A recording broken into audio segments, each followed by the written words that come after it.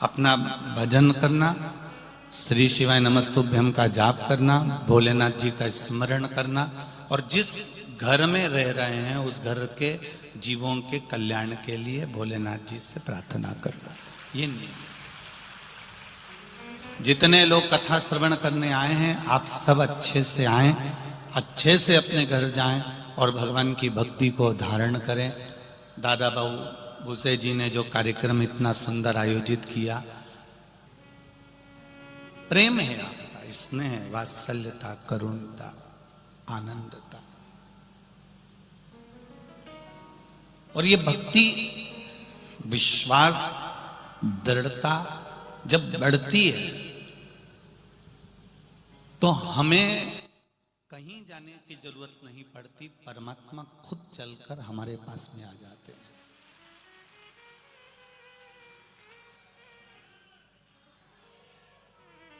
और ये महाराष्ट्र के लोगों ने इस इतिहास को देखा है कि भगवान चलकर आए, ये महाराष्ट्र के लोग देखे।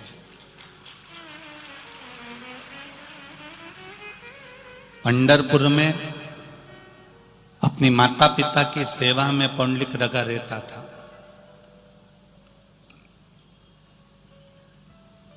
और भगवान बैकुंठ छोड़कर वो चंद्रभागा नदी के तट पर आकर खड़े हो जाते हैं।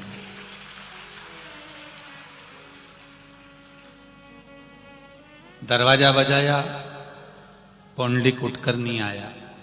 माता के चरण दबा रहा हूं, पिता के चरण दबा रहा हूं, अभी नहीं आ रहा हूं, मैं भगवान हूं। भगवान नारायण कर रहे हैं मैं भगवान हूं, पुंडलिक कर रहा है तो मैं क्या करूं? मैं करूं क्या? अगर मुझसे मिलना है तो थोड़ी देर खड़े रहो। भगवान विष्णु कहते हैं तेरी गली में बड़ा कीचड़ है, इस कीचड़ में कैसे खड़े हों? पूरे गटर का पानी इधर से निकल के जा रहा, कैसे खड़े रहूं? पुंडलिक ने कहा रुक जाओ। माता के पलंग के नीचे, खटिया के नीचे ईंट पड़ी थी, ईंट को उठाकर खिड़की में से बाहर फेंक दिया, इस पे खड़े हो जाओ। उस ईंट पर मेरा हरि विठ्ठल कमर पर हाथ रखकर खड़ा है भक्त के इंतजार के लिए। और ये शिव कथा कर रही है, शंकर की कथा कर रही है। ये उस पुंडलिक का विश्वास, दृढ़ता, भरोसा इतना बढ़ गया था कि भगवान नारायण को बैकुंठ छोड़कर चंद्रभागा के तट पर आना ही पड़ा। कोई कहता है हम पांडुरंगा विठ्ठल को भजते हैं, हम वारकरी संप्रदाय के लोग हैं, हम शंकर जी को नहीं मानते हैं। कोई कहता है हम राम वाले हैं, हम शिव जी को नहीं मानते हैं। कोई कहता है हम वेंकटेश भगवान को, नारायण को मानते हैं, हम गोदा रंगनाथ जी को मानते हैं, हम शंकर जी को नहीं मानते। कोई कहता है हम यमुना जी को, श्रीनाथ जी को मानते हैं, नाथद्वारा वाले को मानते हैं, हम भोलेनाथ जी को नहीं मानते। हमारा इतना सा कहना है, जब वेंकटेश भगवान पृथ्वी पर तप करने के लिए आए, तिरुमाला के शिखर पर जब पहुंचे तो उन्होंने पहली मुलाकात मृत्यु लोक के देव आदिदेव महादेव से करी और महादेव से पूछा कि मैं तप कहां करूं? तब कहा गया कि आप तिरुमाला के शिखर पर तप करिए। तिरुपति पर, तिरुमाला के शिखर पर भगवान नारायण बैठ गए और नीचे कपिलेश्वर महादेव के रूप में मेरे महादेव बैठ गए। ये शिव है।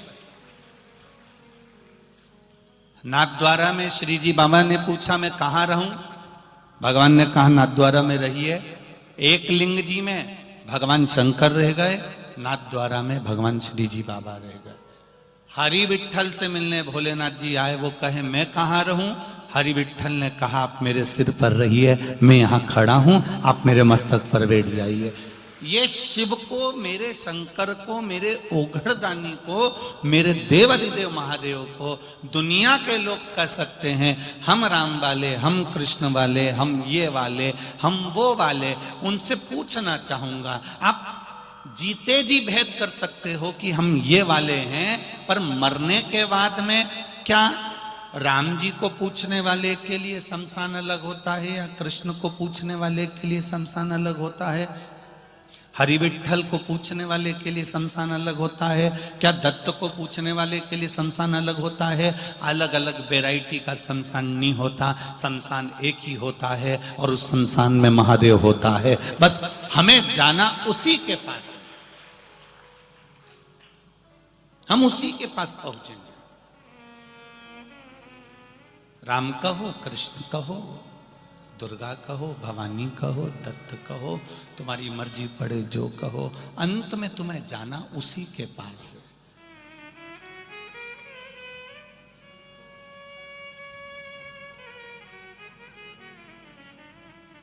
एक बार माता पार्वती जी ने शिव जी से पूछ लिया था, कोई मर जाता है तो इसको सजा के क्यों लाते हैं? बस केवल ब्यूटी पार्लर नहीं ले जाते, बाकी के सजाते तो पूरा है। बोलो री जी जी सही है कि गलत है? नया कपड़ा, इत्र, तिलक, टोपी, कपड़ा, साल, धोती, सब जोरदार जोरदार पिना के, माला, गुलाल।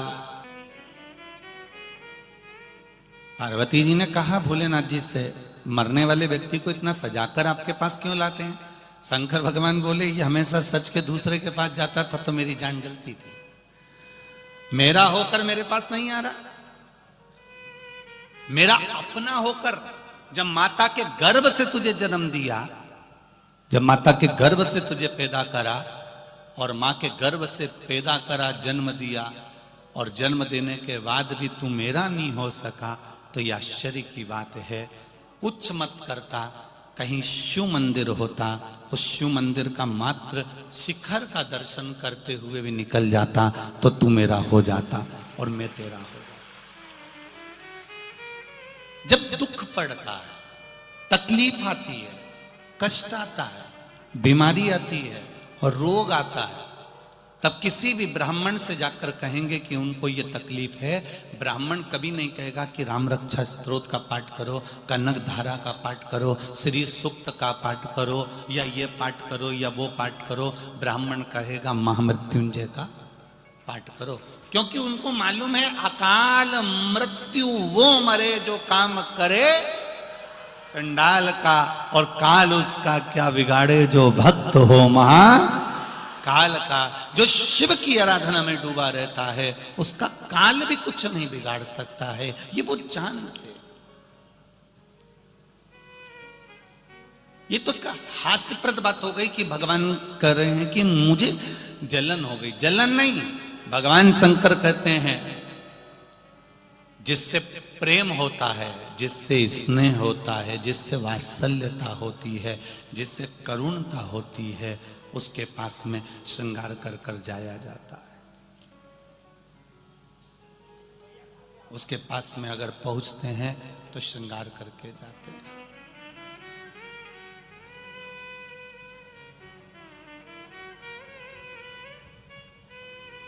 मेरे भोले तेरा सहारा है, मेरी नैया का तू किनारा है। हम उस परमात्मा को पाने के लिए अपने भाव को प्रकट करते हैं।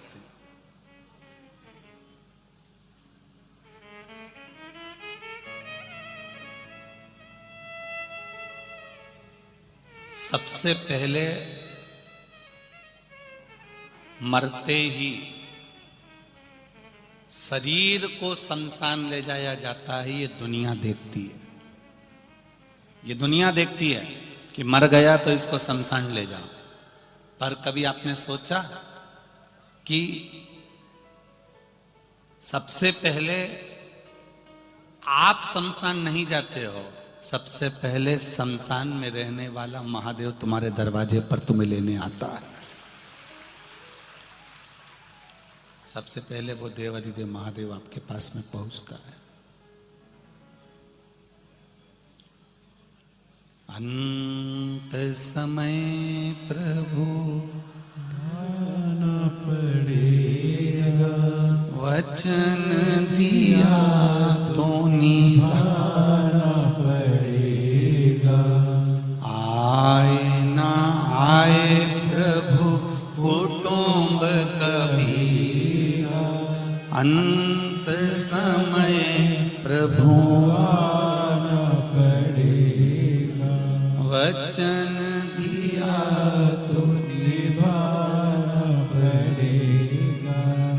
हम तो भोलेनाथ जी के पास में शमशान में बाद में जाते हैं, पहले शमशान में रहने वाला देवाधिदेव महादेव भगवान शंकर पहले हमारे द्वार पर आता है हमको लेने के लिए, पहले वो आता है।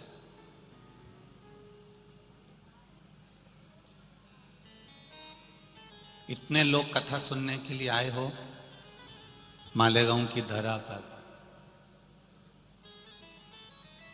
तुम बाद में कथा में आए हो, केवल तुमने मन में विचार करा था कि मालेगांव में कथा हो रही है तो मेरा मन है अपने पास में हो रही है, मेरा मन है कि मैं कथा में जाऊंगी। तुम्हारे पास कोई ना तो व्यवस्था थी, ना तुम्हारे पास में गाड़ी घोड़ा था, ना तुम तो बेटी सोच रही थी। इतने में शंकर जी के मंदिर पहुंची, शिव जी को दिया लगाया, सोमवार का दिन था और बाबा ने कुछ कृपा ऐसी कर दी कि कोई मोहल्ले के लोग मिल गए, अड़ोसी पड़ोसी मिल गए, दड़ोसी मिल गए, रिश्तेदार मिल गए। फिर किसी ने कहा गाड़ी जा रही है, चल रही हो? इतने में तो तैयारी, महादेव ने पूरी व्यवस्था बिठा दी और पहुंचा दिया। ये उसके हाथ, ये उसके हाथ।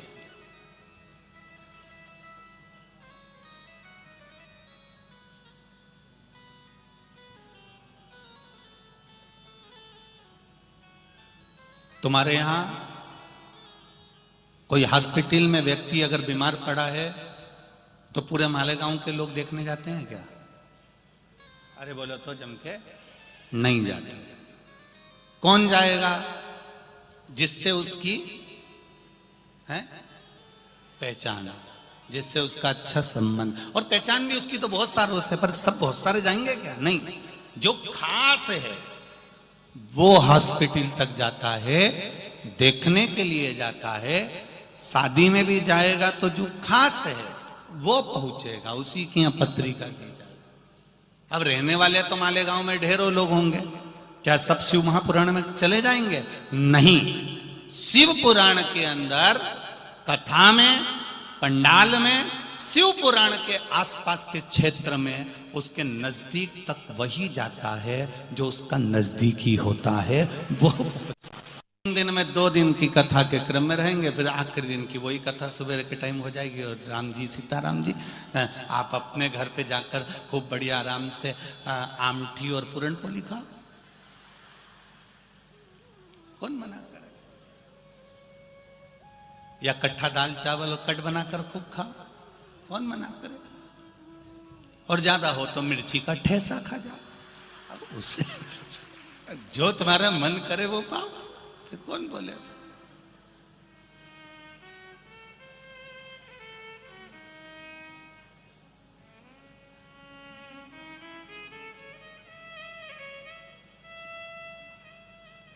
माझा मालेगावचा शिवपुराण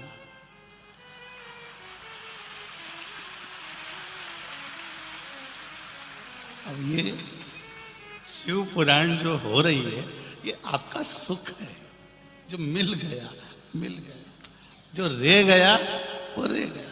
जिसको उसने बुलाया वो यहां तक आ गया, और जो आ गया फिर उसकी भी तैयारी है। जैसे तुम बैग लेकर शिव महापुराण की कथा में आए हो, उसकी भी पूरी तैयारी है कि तेरे दुख में सबसे पहले मैं नंदी लेकर खड़ा मिलूंगा। ये मेरी निश्चितता, ये मेरी निश्चितता। अंत समय प्रभु आना पड़ेगा, वचन दिया तो निभाना पड़ेगा। आए ना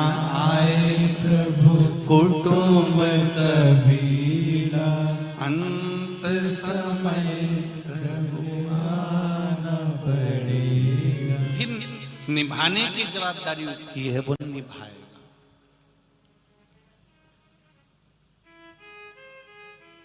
और एक निवेदन, केवल मंदिर में जाने से जो पुण्य नहीं मिलता, जो पुण्य तीर्थ में बैठने से प्राप्त नहीं होता, जो पुण्य कुंभ के मेले में प्राप्त नहीं होता, वो पुण्य केवल किसी साधे व्यक्ति की सेवा से प्राप्त हो जाता है, साधारण व्यक्ति की सेवा से। एक बहुत पुरानी कथा है, बहुत पुराना प्रसंग। एक संत सो रहे थे, ब्रह्म मुहूर्त का समय था, सुबह का टाइम, और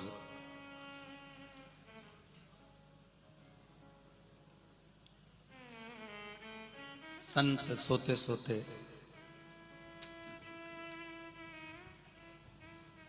उन्हें एक स्वप्न दिखाई दिया।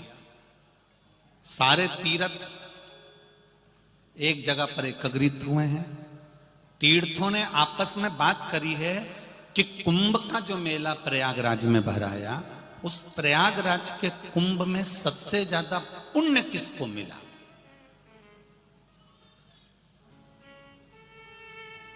संत स्वप्न में देख रहे हैं कि प्रयागराज में तीर्थों का कुंभ का इकट्ठा हुआ, और सब लोगों ने आपस में बात करी कि अब की बार जो कुंभ का मेला भराया, उस कुंभ के मेले का सबसे ज्यादा पुण्य किसको मिला। तब सब किसी ना किसी का वर्णन कर रहे थे, तो प्रयागराज ने कहा सबसे ज्यादा पुण्य एक रामू मोची को प्राप्त हुआ। एक रामू मोची को, जो जूता बनाता है, चप्पल बनाता है, चमड़े का कार्य करता है, उस रामू मोची को पुण्य प्राप्त हुआ। इतने में रुद्रप्रयाग ने कहा कि प्रयागराज, हमने तो नहीं देखा कि रामू मोची यहां स्नान करने आया, कुंभ के मेले में आया। कुंभ के मेले में रामू मोची तो आया ही नहीं, ना प्रयागराज में आया, ना रुद्रप्रयाग में आया, ना हरिद्वार में आया, ना यमुना जी के घाट पर आया, ना सरस्वती के घाट पर आया, ना मंदाकिनी के घाट पर आया, ना गोदावरी के घाट पर आया। रामू मोची तो कहीं नहाने कुंभ के समय पर गया ही नहीं। फिर तुम प्रयागराज कैसे कह सकते हो कि सबसे ज्यादा पुण्य रामू मोची को मिला, जूता बनाने वाले को प्राप्त हो गया।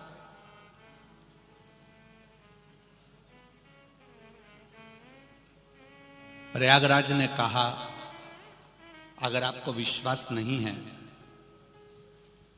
तो तुम जाओ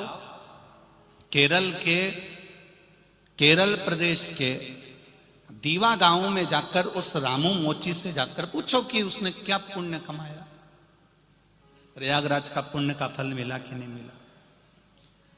इतने में आपस में संत ने उन तीर्थों की बात को सुना और उसकी आंख खुल गई। संत की आंख खुली और उसके मन में आया कि गजब की बात है, सुबह सुबह का स्वप्न है, ब्रह्म मुहूर्त का स्वप्न तो सच होता है। आज मैंने क्या देखा कि तीर्थ आपस में झगड़ा कर रहे हैं, तीर्थ आपस में लड़ाई कर रहे हैं, तीर्थ आपस में बात कर रहे हैं, तीर्थ आपस में पुण्य की बात कर रहे हैं।